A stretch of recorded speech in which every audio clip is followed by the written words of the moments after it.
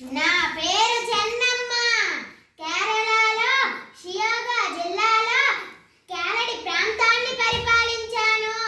భర్త మరణించిన తర్వాత 1671 నుండి 1696 వరకు రాజ్యాన్ని పరిపాలించాను. నిజాపూర్ సైన్యాన్ని ఔరంగజేబును ఎదిరించి రాజ్యాన్ని రక్షించుకున్నాను. శివాజీ కుమారుడైన రాజారాంకు ఆశ్రయమిచ్చి ఔరంగజేబు కోపానికి గురయ్యాను. కానీ దేనికి భయపడలేదు. బ్రిటిష్ సైన్యం